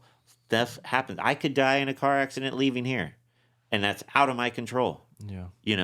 So the only thing I can control is how I react to every situation in my life. That's the only thing I can control, is my reaction. And that's what I try to strive to do, is just control what I can tangibly control. And that's my response to people, the way I look at people, the way I treat people. And it's completely different than the way it was before. I'm more not selfish. I'm not selfish anymore. I'm not. I put other people first. I don't think inward. I go and I do a 12-step study. Another one. I continue to do 12-step studies. I've done 3 or 4 different ones now. I did one with Nick through this book here. I did one at the 180 Church in Rockland. I did another one at another church, and then I'm doing one right now in Auburn at Auburn Grace. It's another Celebrate Recovery there. And that I do, and then I go and I help at the Celebrate Recovery over in at Auburn Grace also. I do that Celebrate Recovery. I'm a leader there, and I greet there as well, because they recruited me because I was such a good greeter at FFR. They're like, you are great. We want you at ours. And I'm like, okay. I don't say no. Yeah. So. That's good. I think, an important part of that, having that faith, and the acceptance in that grief healing is important, and like having the faith that we don't know why things happen, or the timing of things, and like when people die, man, it just feels like your heart is just ripped out of your chest. It does. And you don't understand why, and like you don't understand how God could do this to you or to them, right? And the way that I am able to come to terms with it is through that faith that I don't have the answers. I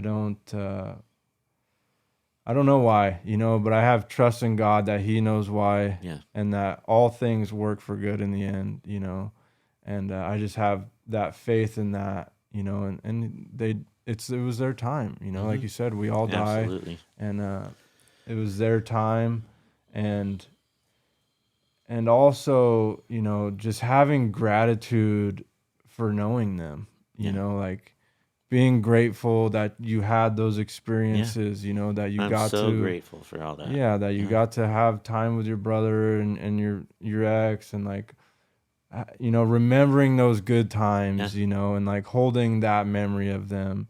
And then, just because they're dead doesn't mean that you can't still like communicate with them and like hold that, those good thoughts and feelings for them, and commune with them even after death, because we're eternal beings, our spirit carries on, and they're still with us, that emotion, when you reach out to them in prayer and commune with them, like they feel that, and I feel it back, when I commune with people that I'm close to that have passed.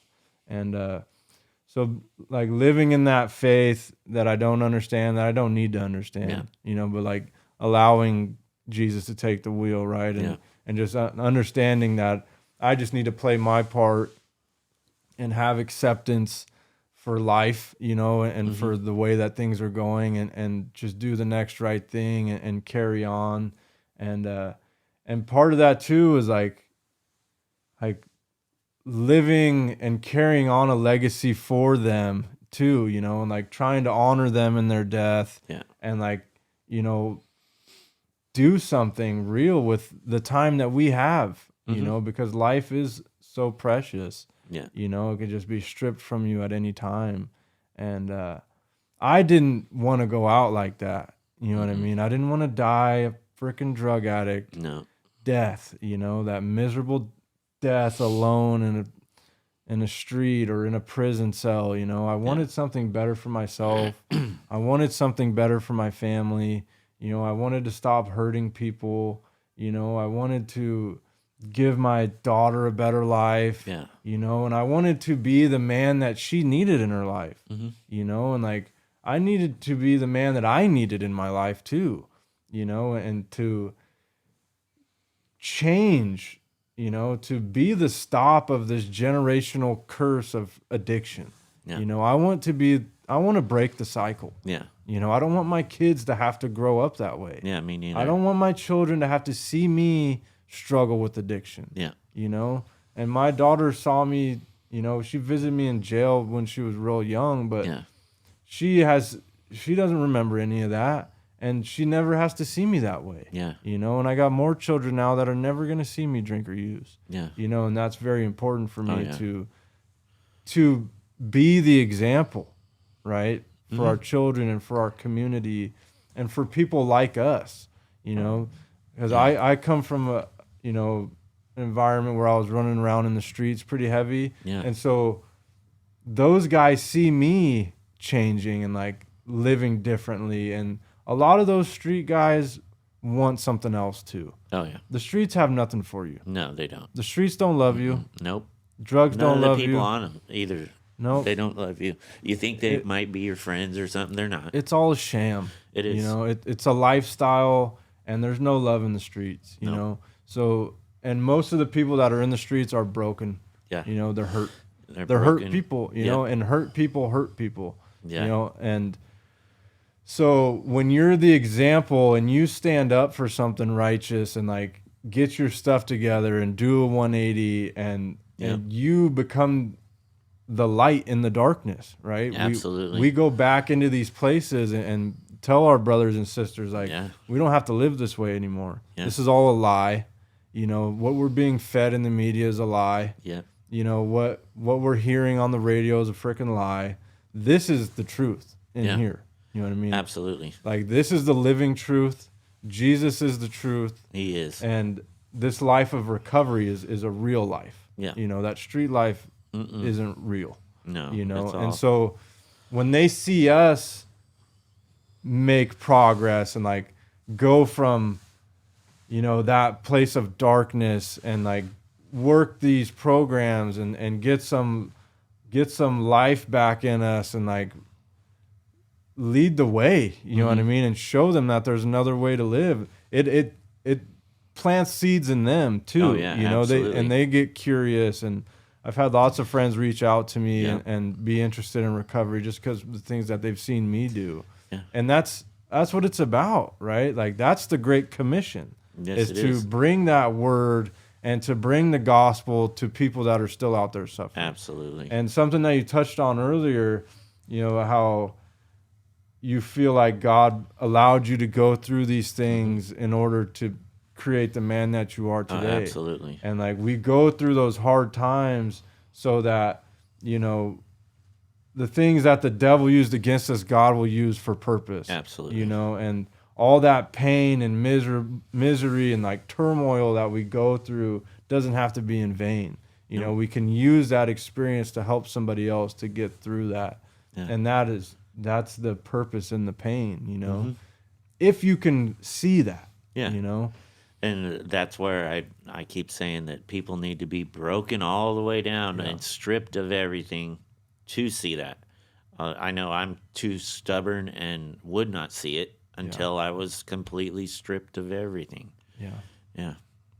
So. What do you think was like the most pivotal or like beneficial step for you in working those steps? I think, I don't know, they were all beneficial. Yeah. They all worked in their own way. But my favorite is the 12th step, the final one, just bringing the word to other people and guiding them and showing them the way. And that's what I try to do on my day-to-day life now is I sponsor men. The 12th step is like the one, just bring it out and show other people how to get what you have.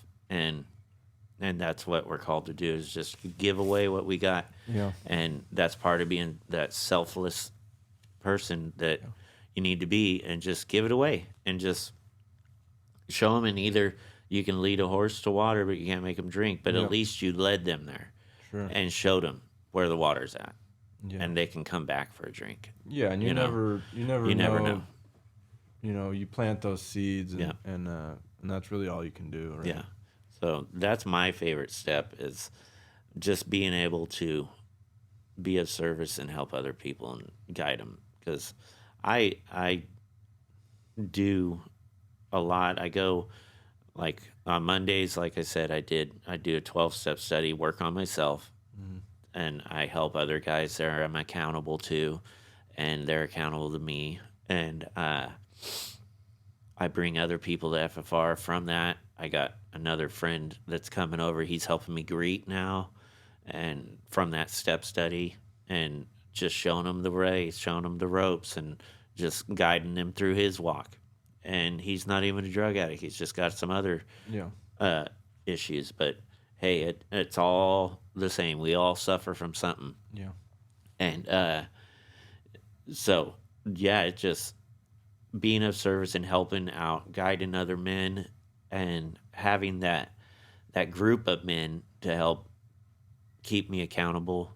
And, you know, because a lot of days I'm like, do I want to go to church today, or do I want to go do this today? I'm like, you know, it is stressful and it's a lot to do because I'm busy and I chase my recovery like I chase that sack. So I do that on Mondays. Tuesday, do the Celebrate Recovery. Wednesdays, we're doing a Bible study in the rehab up here in Auburn. And a lot of guys there try to bring that word in there. It's awesome. I just love seeing the guys getting involved. Last night was awesome. We did it last night, and it's just great. We had a great meeting there last night. And then doing stuff like this, doing a podcast just because, Yeah. I don't have to do this. I want to spread the word and help everybody I can. And that's what I do. When somebody asks, I try to do it. Yeah. If I absolutely can do it, and I know I can do it. It's just a matter of making time to do it or just saying yes, so. Yeah.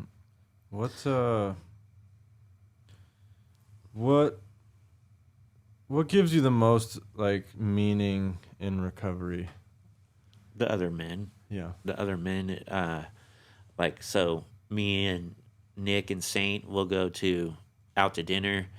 We'll talk shop, get our plan for the night, plan for the week, plan for Friday, whatever, and we all just kind of hang out, do our thing, and being around the like-minded men, bounce things off each other on how we're dealing with our lives, wives, whatever, just life in general. Because I trust them, they love me, I love them. We want what's best for each other, so just having those guys in my life, and not just them. I have a whole squad of people in relationships in my life now that are meaningful, and they truly care about what I'm doing, and I truly care about what they're doing. So it's like that. It's just having this group of guys that we look out for each other. We sharpen each other's iron, like Nick says all the time. And hold each other accountable, Yeah.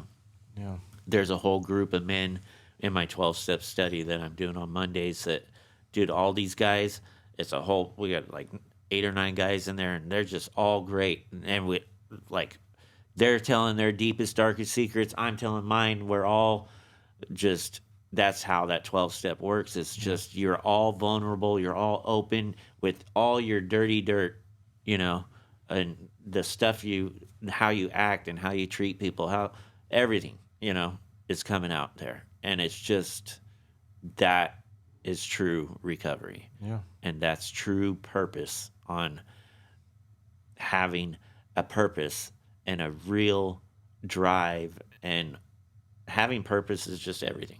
Yeah. And that's my purpose now. It's just to help others. Yeah. So that's awesome. What do you think the difference is having Christ as your foundation in recovery versus, just having a higher power in some of these other programs? Do you think there's a difference, or do you think? Absolutely. I think there's no other higher power than Christ. There's only one God. There's only one almighty power in my eyes. Me being an atheist, I was putting myself first before. Yeah. And every other way. I was all into numerology, all kinds of weird stuff, all kinds of stuff. I'd get my cards read, all this weird stuff that, oh, wow, that's cool. No, it's all garbage. It's all garbage. Nothing has panned out with any of that. Nothing in my life has ever panned out or even came true or even seen such a traumatic difference in my life, not only my life, but other men around me, other families around me that put Christ at the center of their life. It is nothing but good comes from it. Yeah. So how could there be anything else other than Christ that could be a higher power than Christ? Nothing could be a higher power than Christ in my eyes. Just because somebody thinks something else is a higher power, it's not truth. That's not truth. We're supposed to speak truth. And truth is the Bible. Truth is Christ. Truth, and you're not telling real love or showing real love. It says that also. You are not showing real love unless your truth is the foundation of that love. So, and I learned that from the Bible. if your love for somebody or something is not founded in truth, then the love it's not real love. You can't call it love. So that's the way I've lived my life now. And if it's like, if you have a higher power that's a doorknob, that's not, what is that? That's just somebody living their own way, their own, Yeah. I think these other recovery programs are like a great foundation to like get you to reach out to a higher power. Absolutely. The more, because the more you seek God, the more you'll find, and it's a progressive program, like spirituality, is something that you can continue to grow and build upon, and our ultimate goal is to be more like Christ, right? Like just continue to grow and to progress and to, live that lifestyle. And, I didn't grow up in church either, but the more that I sought after God and like, what is a higher power to me? And the more, I looked, the more I was shown Jesus. Yeah. And the more I sought after Jesus and his teachings and like his way of life and the things that he was about and, the way that he lived his life, like the more I felt truth, right? And like felt power in his teachings and power in his, in his meaning and what he did here. And it just, I feel like all roads lead there, and I don't personally, push that upon new people in recovery. I think everybody's on their own journey. Yeah. But try to plant those seeds in them and show them like, this is what works for me. And, if they've never heard of them or like, introduce them and do that. But for people that are like brand new, fresh in recovery, I think it's important just to have a higher power, like seek that out and find it for yourself. Because if you're honestly seeking, I think you'll find Jesus. Yes. Especially in America in today's day and age. I think the harder you look, the more you'll find. Yeah, and that's true. And me personally, I go straight to Jesus every time I go. Me personally, if I got a newbie, I go put Jesus at the center of your life, and he'll heal everything. He will heal everything in your life.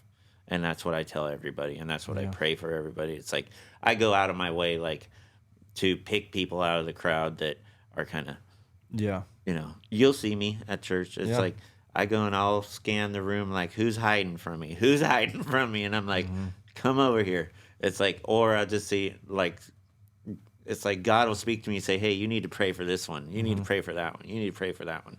And it's like, I'll just, like, go and I say, hey, you want me to pray with you?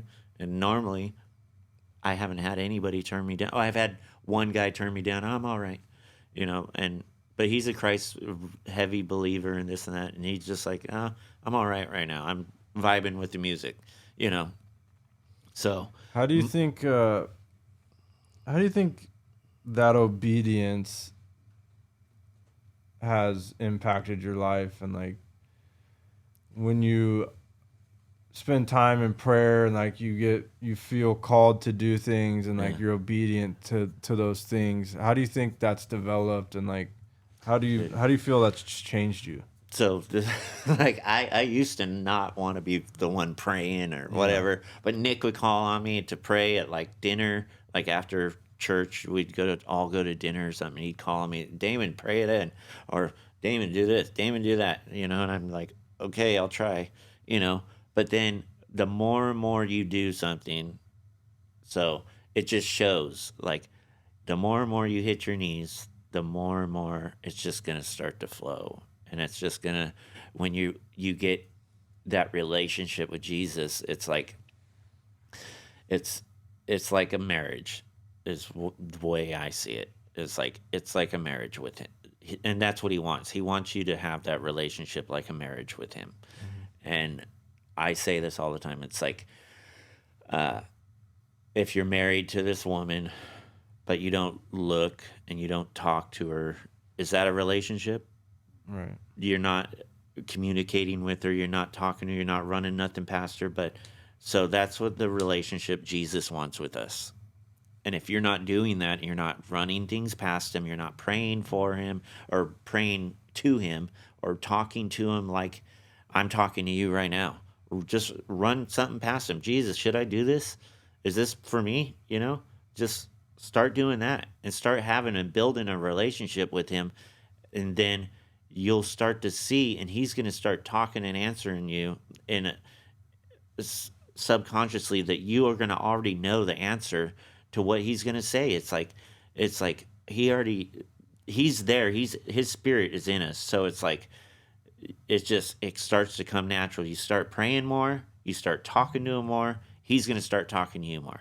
You start putting the stuff that selfish stuff that you want, and start just letting go of that stuff and doing for him and doing for what he would want you to do. Say, what is that? What Jesus would want me to do right now? Yeah. And start having that type of relationship. He's going to change the way you look at life, the way you think about things, the way you talk to other people. I mean, I don't cuss anymore. He took that from me. I told him I want to give that up too, and he took that from me. I don't cuss. I don't smoke. I don't. I am like completely different from. Yeah. I'm not the same guy I was. And it shows, and a lot of people notice it. It's like my family notices it. Yeah. I got kicked out of the house for saying the F word. My dad was like livid. He's like, say it. It's just, it was bad. Every other word was F word all the time. It just, so, but once you put him first and you start having that relationship with him, nothing's better, I think. Yeah. Nothing's better. It's like you can start to think and start to think like him and start, oh, he looks like he needs prayer. Yes, go get him. Yes, he looks like he needs prayer. Oh, this one too. That one too. Or this one. Or maybe even in the store, you're like, oh, do you know Jesus? I know Jesus, or something. It's like, yeah. I feel like, the more we're obedient to like his direction, just the better my life gets. The more I'm able to try to align my will with his will and listen to that direction, and then like actually take action, not just hear it, but actually do something about it. And for me, it's typically like conviction. Yeah. Like, you shouldn't be doing these things. Exactly. You should be doing these things. We know what's right and wrong. Yeah, and it's usually that still small voice in the back of your mind, right? The ego's going to scream. Yeah. But that Holy Spirit's going to whisper to you. Yeah, he's going to say, No. So no. so trying to listen to that whisper, that that good orderly direction, right? That Holy Spirit talk to you, and then be obedient to that. And the more that I am, the better my life gets. Oh, yeah. The more I'm rewarded for being Completely. obedient. And like I feel like my life is more in the flow of life, right? I'm in God's will. I'm not self-seeking. I'm not pleasure-seeking. Trying to be of service. And then I'm not perfect, but when I'm wrong, I try to change it. And like try to really apologize and like really change my behavior, because I do care about the way that I'm living now. Yeah. And just the more I'm able to be obedient to what I feel like God's will is in my life just continues to improve. Oh, yeah. Mine too. And it's just blessing after blessing after blessing. It's like, I couldn't ask for a better woman now. I don't stress over anything. I have this peace over me that's just like nothing gets to me except for, a little bit of road rage. But other than that, I went and I got a chip for that, a 24-hour chip for that, because I don't want to have road rage anymore. I'm like giving that up. I'm going to be calm when I drive. Yeah. I'm not going to let other drivers get to me. It's like, so, but that's that fine tuning that of my Yeah. life that I'm doing, I continue to do, and that I recognize and feel like I need to work on. Yeah. So it was drugs and alcohol. Then it was like women, and then it was like just a little my mouth, the cigarettes, so Yeah. on and so forth. Now it's my road rage. It's like those tools, the 12-step tools, are a daily process that I use and that I continue to use and will always use, because they're the tools that to live by now for me. Yeah. And it's they're going to always be there. And I'm going to try to always be doing a 12-step or sponsoring somebody to where I'm working the steps all the time. Yeah. And And they it's work, just, they do. They work if you work them. Yeah. It's like, it's just crazy how that works. It's like, if you work them, they work, Yep. you know? And if you're honest with them and your sponsor, then just, you know. So what kind of advice would you give somebody that's maybe on the, like, teetering on sobriety, or that's new in recovery? So put God at the center. So Jesus Christ at the center of your life. Start there. Be of service. Go to like and chase the program like you chase the sack or chase the bottle or whatever your drug of choice was, or alcohol. Chase it like you chase the drug. Yeah. Chase your recovery.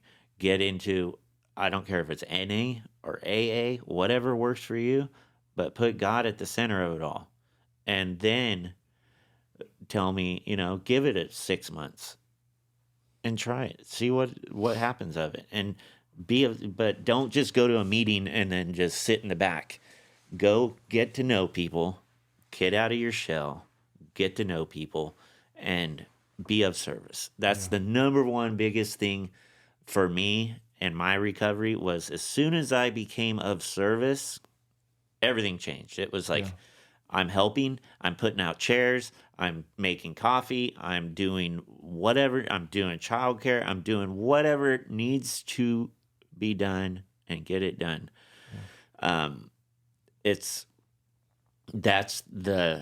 Because when you do that, then you get to know everybody that way a lot better, instead of just sneaking in the back, sitting down for a meeting and thumbing through your phone. You're busy helping with the meeting. You're busy up there talking the steps out in the meeting, or you're up there giving a devotional, or you're, whatever it may be. That way, once you get to know everybody, then that stuff just comes easy, and then it's natural. It's like, once you're up there and you're helping out, then you get the tools and the people to help you, and you become a family. And that's where it's at. It's having that family, that recovery family to lean on. And that's where it's at. And you will not, if you really run your program like you should, like with honesty and truth and love at the center of it all, then you're going to be just fine. Perfect. Well, thank you, bro. I appreciate you coming out. Thanks for having me. You want to say a little prayer for those still out suffering tonight? Yes, sir. Father God, I want to thank you for the time to come apart and just talk shop here with Blaine and this group. And just, I hope that this addict out there suffering still can receive some type of spirit or some type of help, and ease his mind, that he knows that he can go to a meeting somewhere and sometime and just get the help there that he needs, and that spirit moves through these people out there, because people are dying out there, Lord, and we know that you know this. And I hope that and pray that they turn to you, Lord, and put you at the center of their life, and relinquish the power that drives them over to you, Lord, because once they die to self, then you can drive. In Jesus' name, I pray this over everybody, this town, and the United States. In Jesus' name, I pray. Amen. Amen. Thank you.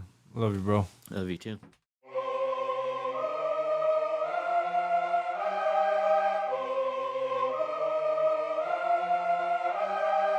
Victorious we became, but never forgot where we came from. Life or death, not a game. We came to change the lane. Recovery addicts, that's the name. Give yourself a break, just one day at a time. You were born to shine, so live and let love be forever. My sister, my brother, don't give in. Please remember, the lie is dead. We do recover. Welcome home.